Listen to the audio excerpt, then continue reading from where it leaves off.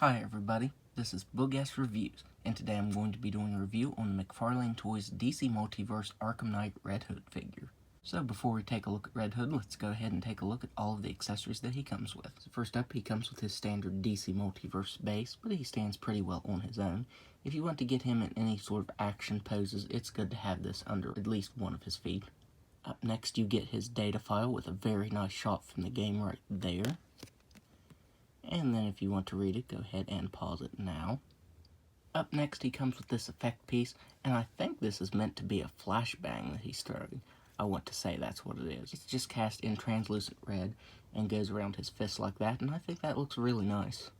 Up next, he comes with this translucent red whooshing effect, and I believe this is supposed to be from when he's racking up combos in the game in his DLC. Whenever he jumps to an enemy, he'll kind of leave a stream behind him. If I remember right, it had touches of blue to it as well, but I'm using it as like a whooshing effect for him kicking and stuff. I think that looks really nice. Next, Red Hood comes with trigger finger hands, but because of the Warner Brothers mandate, he can't actually come with any guns. So you do just get hands that are doing this, alternate hands in the package. But I am using these two guns from the McFarlane munitions pack on him, and I think that looks really good. It's not quite accurate to what he has in the game. What he has in the game is silver and doesn't have this ammo clip. Honestly, if you cut the ammo clip off, it looks similar to what he used.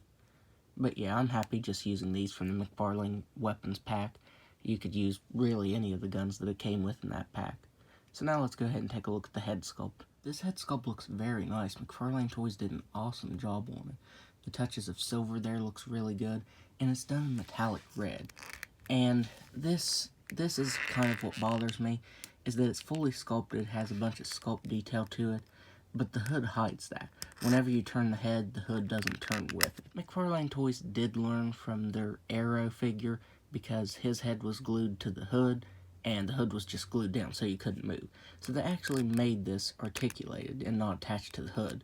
But I think the perfect thing to do would have been to have the hood and the head be one piece, but have a cut right here for articulation. That way, whenever you turned his head, the hood would turn with it. That's really my only complaint with this figure, though, because the rest of it looks really awesome. He has some very nice sculpt detail to his hood. You can see the lines there for the stitch work. The paint gets a little sloppy around the collar here where the black is. You can see some black showing through right here, and there's some black showing through right here. But the zippers and everything are sculpted very nicely. You get some nice leather texture to the jacket. That looks very nice. You can see that the gray paint is just a little bit spotty. His chest logo is done in a very nice bright red color. As you can see, these pieces right here should have been silver, but that's a minor gripe. You get some nice touches of silver there on the belt. You get some silver on these. I want to say these are ammo shells. Actually, these are brown up here. After looking up some pictures, I really didn't think they'd be brown. The top of them should be silver, but this part right here actually is brown. Just like these ammo clips are actually gold on him. I really thought that was McFarlane Toys kind of embellishing the color. But no, these are actually gold. I totally forgot about that. So yeah, that is accurate to the game. It surprised me because I didn't remember it being that way, but it is. His shin armor has some very nice scratches and dents in it. That looks very nice. And then a little bit of paint detail here on the back with the straps. I think that's pretty awesome that McFarlane painted these on. Some of the DC Multiverse figures don't have straps painted on when they should. So yeah, McFarlane painted that on really nicely. So yeah, the paint apps on the red, because the red is painted over the black, are just a little bit sloppy. But other than that, the figure's painted pretty nicely and pretty accurate for the most part. So now let's go ahead and go over his articulation. So the articulation in the head is kind of hard to go over because of that hood, but he can look up all the way. He can look down just a little bit, and he can move his head side to side very nicely. So it is articulated very nicely. It's just this hood that kind of hinders it because it's thick and heavy. I might end up cutting it right here at the collar and gluing it down on the head. But then whenever you turned it, I feel like it would look funny if I did that. So maybe the way that McFarlane Toys did it was best. I do wish the hood would turn with the head, but like I said, if I cut it right here and glued it, it might look a little funny. He has ball-jointed shoulders that can move all the way out. He has a very nice butterfly joint. He has swivel at the bicep, double-jointed elbows that can bend in all the way. He has a normal swivel at the wrist that can move side to side and up and down. It's really weird seeing that on a McFarlane figure to me, because I'm used to the ball joints. I don't know if McFarlane Toys is going to switch over to this permanently or not. I don't know how to feel about it just because I'm used to the ball joints there. He has a ball jointed diaphragm and waist that can move back all the way. He can actually crunch forward very nicely. He can crunch forward that much. He can move side to side up here and side to side down here. So that combined, you get some very nice articulation there. He has hips that can do a complete split. He can kick forward all the way. He can kick back all the way. He has a limited thigh swivel.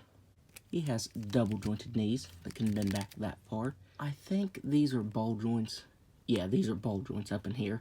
So you get down movement very slightly, up very slightly because of the sculpt of the pants right there. It can move side to side, it can rock, and he has toe articulation that can move up all the way. So now, let's do some size comparisons. So first up, there he is next to the Arkham City Batman figure.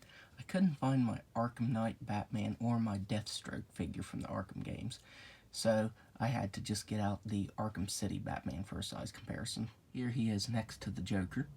Here he is next to Catwoman. And there he is next to the Arkham Knight figure. So overall, I would highly recommend picking this Red Hood figure up because he is really awesome. I've had a lot of fun taking pictures of him. There I have that whooshing effect attached to his left arm, and then that other effect attached to his gun. I think that effect looks really nice on his gun, honestly. So yeah, you have different options for what you can do with these effects, and I think you can play around with that and make some really cool pictures with it. I am very happy with this figure. The one con is the hood, but like I said, if it was done any other way, it might not look right. So that's kind of a minor gripe, but other than that, this figure is very awesome. So that's my review. If you like this review, be sure to hit the like button and subscribe to my channel. Thanks for watching.